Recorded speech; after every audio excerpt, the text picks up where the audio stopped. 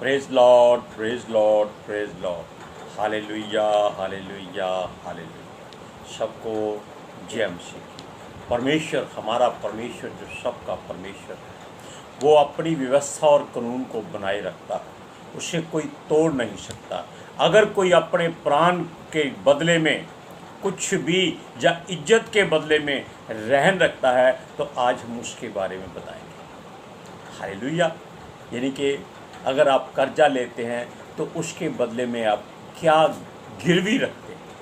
आज के सुसमाचार के लिए परमेश्वर की बेटी प्रार्थना करें। सबको जय मसीह की।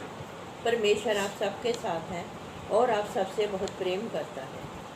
Hallelujah, hallelujah. महान परमेश्वर, सर्वशक्तिमान ईश्वर, जमीन आसमान के मालिक ते खालिक, तुहाडा धन्नवाद, तुहाडा शुक्र करते स्वामी आज दे सुंदर दिन लई, सुंदर समय लई, सुंदर सुबह लई पिता जी, जो साड़ियाँ जिंदगियां च बख्शी प्रभु, खुशियां ते आनंद दा दिन बख्शिया, तंदुरुस्ती दिती पिता जी, और अपने कदमां च बैठने लिए अपना फजल बख्शिया प्रभु।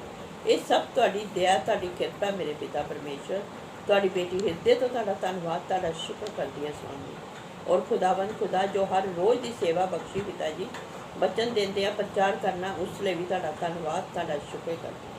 हाँ पिता परमेश्वर, हुण तुसीं अपने वचन के अनुसार साडे विचकार आओ और वचन पढ़ी प्रचार करने साडा मूँह बन के बोलो पिता जी, ताकि तुहाडा दिता वचन तुहाडी इच्छा के मुताबिक मेरे पिता परमेश्वर दुनिया की शोर तक पहुँचे। तुहाडा धन्नवाद, तुहाडा शुक्र करते हैं प्रार्थना सुनने लई। प्रार्थना प्रभु यीशु के समर्थी ते पवित्र नाम च मंग लैंदे, आमीन, आमीन। बात छोटी लेकिन जो ना समझे उसकी अकल मोटी। हालेलुया। अब सुनिए,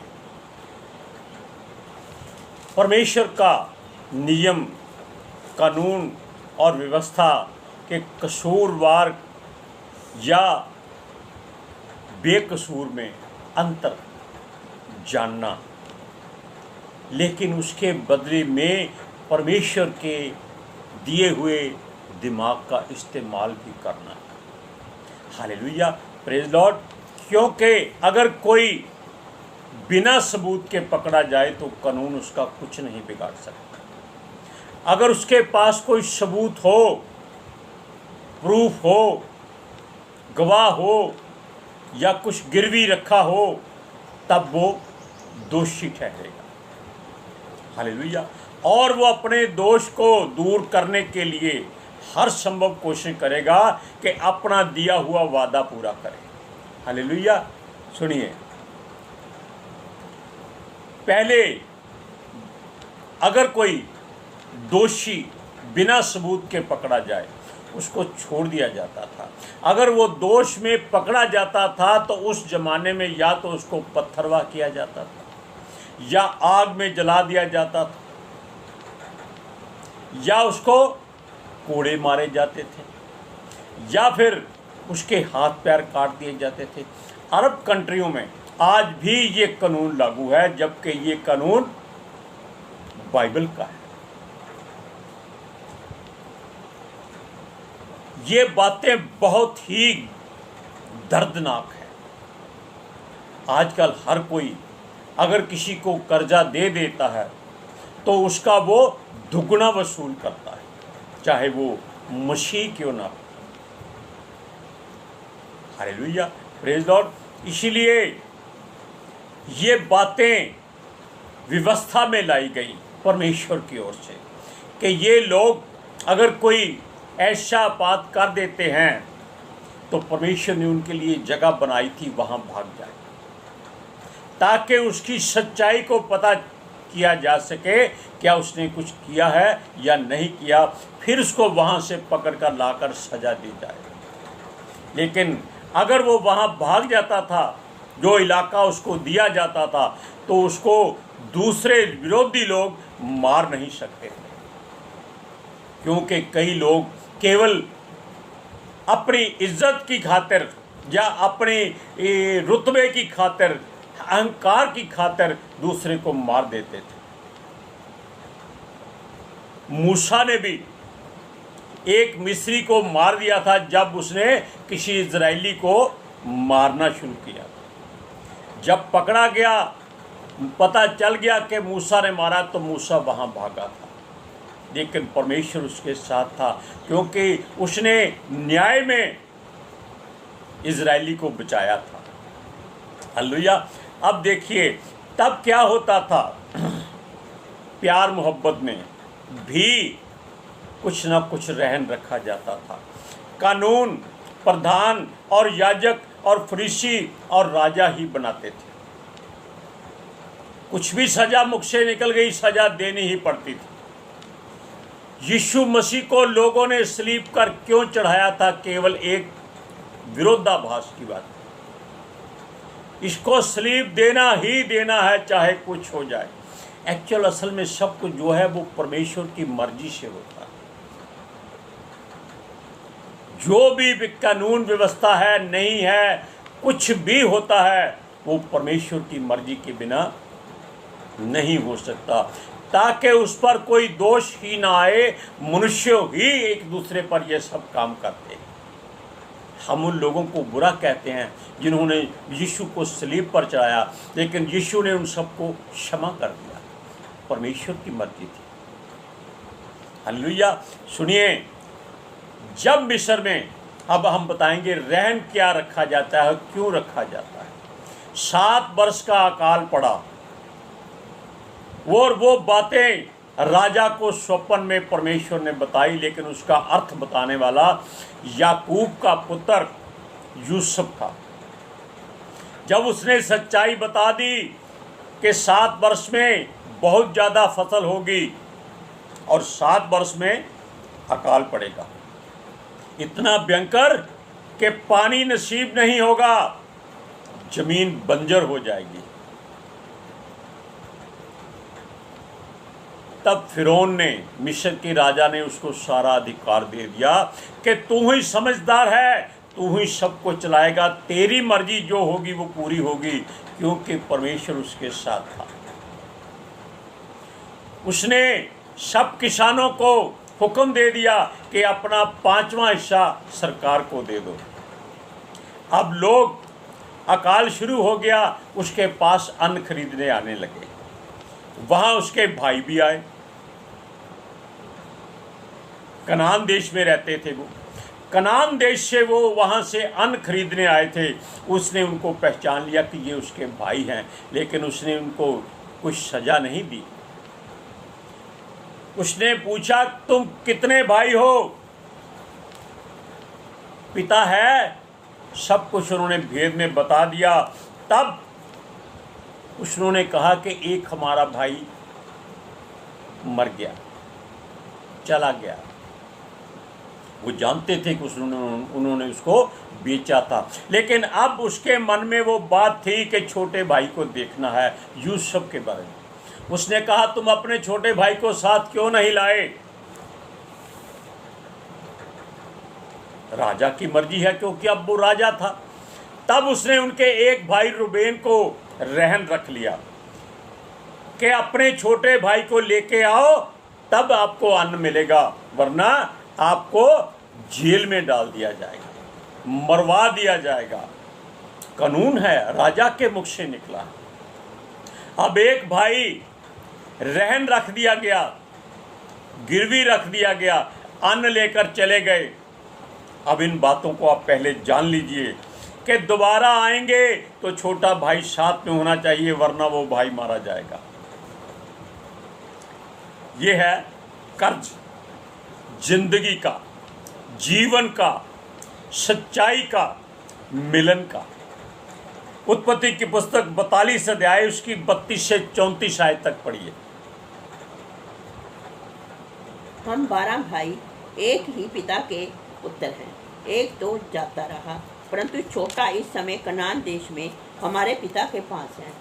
तब उस पुरुष ने, जो उस देश का स्वामी है, हमसे कहा, इससे मालूम हो जाएगा कि तुम सीधे मनुष्य हो। तुम अपने में से एक को मेरे पास छोड़ दो, छोड़ के अपने घर वालों की भूख मिटाने के लिए कुछ ले जाओ और अपने छोटे भाई को मेरे पास ले आओ। तब मुझे विश्वास हो जाएगा कि तुम भेदिए नहीं, सीधे लोग हो। फिर मैं तुम्हारे भाई को तुम्हें सौंप दूंगा और तुम इस देश में लेन देन कर सकोगे। प्राण के बदले प्राण, भाई के बदले भाई, प्रेम के बदले प्रेम। लेकिन प्रेम के बदले प्रेम यीशु मसीह ने सिखाया था, तब नहीं होता था। अब देखिए, कानून के बारे में जानना कि रहन कैसे रखा जाता है, और भी बातें हैं, लेकिन हम आपको थोड़ी सी बताएंगे।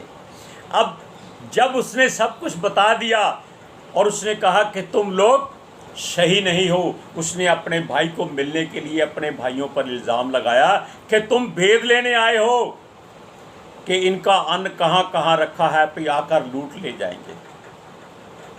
इसी कारण परमेश्वर ने उनका मेल कराने के लिए यूसुफ के मन में ये बात डाली कि इनका एक भाई रहन रख लो। और यही भाई था जिसने यूसुफ को मरने से बचाया था। हालेलुया।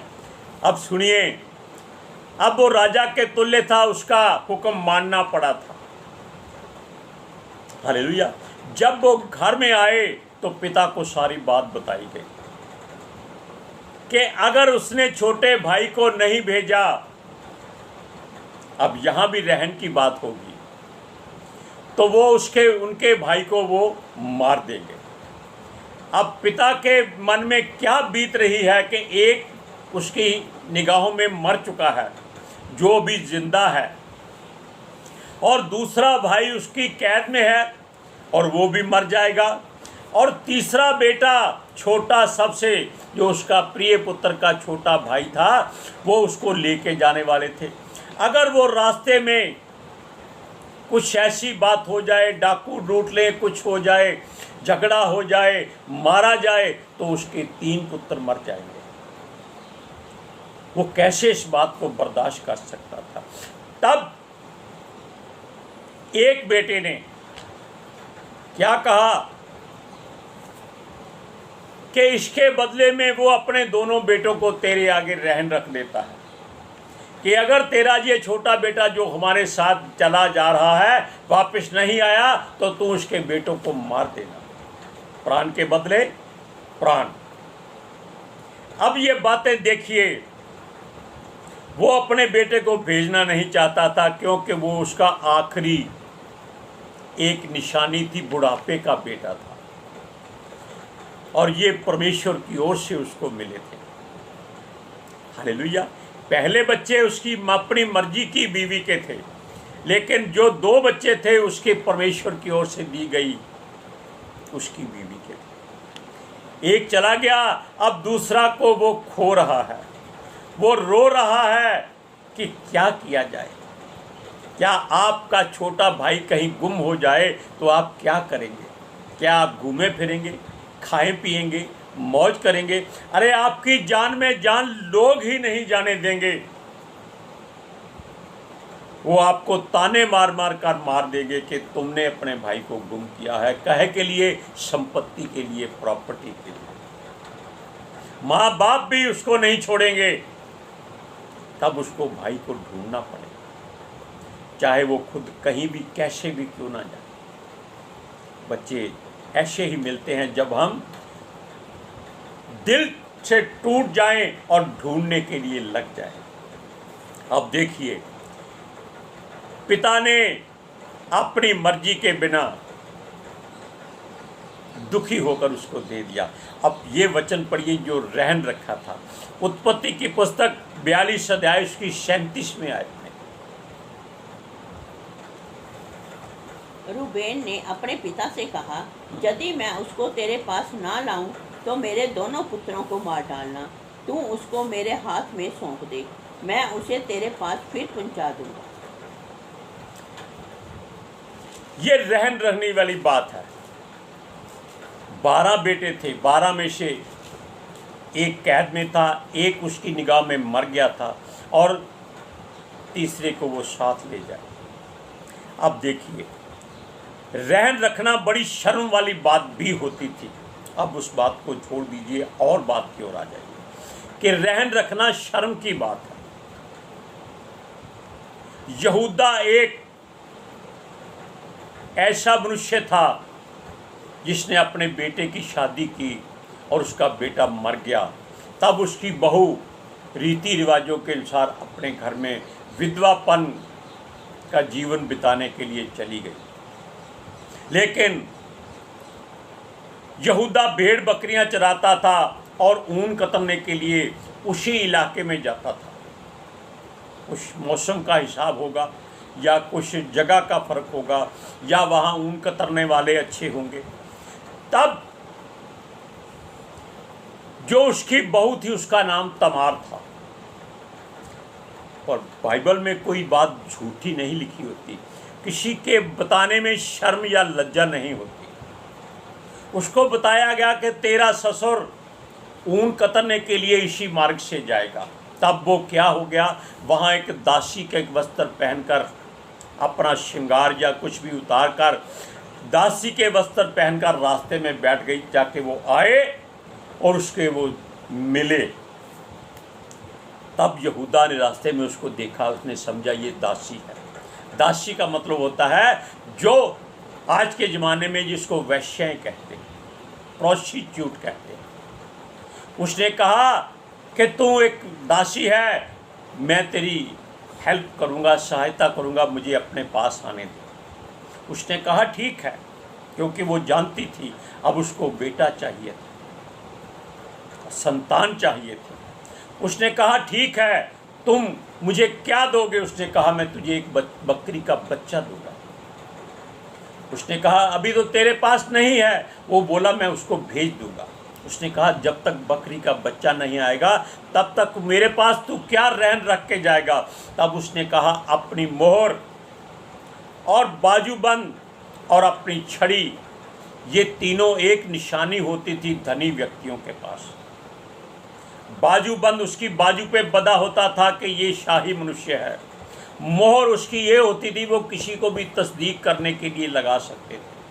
और छड़ी उसकी पहचान होती थी कि वो रास्ते में जाए लोग रास्ता छोड़ दें। उसने कहा ठीक है। उसने तीनों वस्तुएं उसके रहन के लिए रखी और वो एक हो गए। रहन रखना, अब देखिए ये धनवान लोगों की निशानियां होती हैं।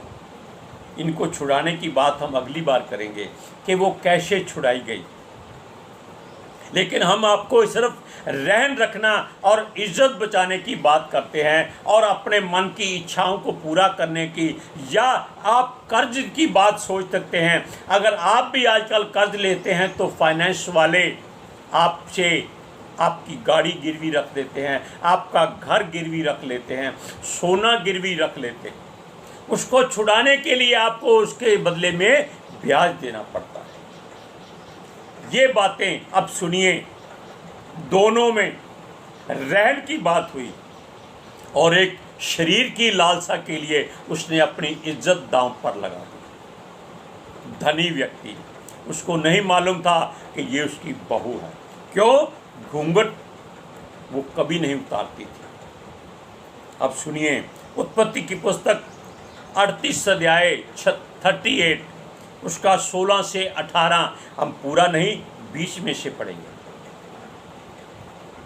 उसने कहा यदि मैं तुझे अपने पास आने दूं तो तू मुझे क्या देगा? उसने कहा मैं अपनी बकरियों में से बकरी का एक बच्चा तेरे पास भेज दूंगा।